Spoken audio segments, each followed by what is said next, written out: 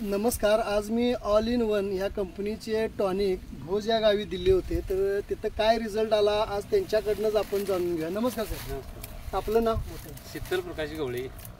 गाव? गाव भोज. भोज. आता हा जो तुमचा प्लॉट आहे किती एकराचा आहे? हा 1.5 एकरचा आहे. 1.5 एकराचा प्लॉट आहे. आता हा ऊस किती महिन्याचा आहे? हो आहे आता 9 महिन्याचा आहे. 9 महिन्याचा ऊस आहे.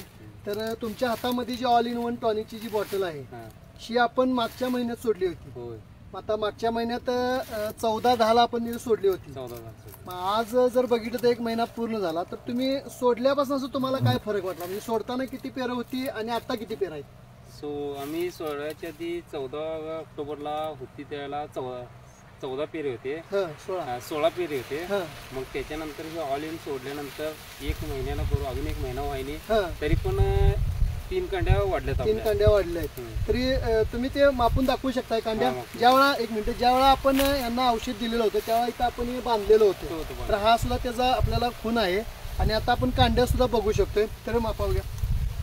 1 2 3 4 5 6 7 8 9 10 11 12 13 14 15 16 इथपर्यंत आपण दिलं. तिथं पण ऊस होता.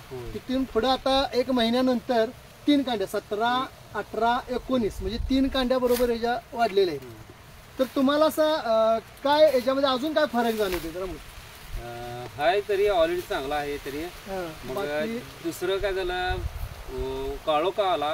काळोखा आल्यानंतर पानाची रुंदी वाढली आणि रानच एकदम भुसभुशीत झाली. म्हणजे आता हे आपण बघू शकता की यांची अशी मातीची एकदम भुसभुशीत झाली आहे त्याच्यामुळे.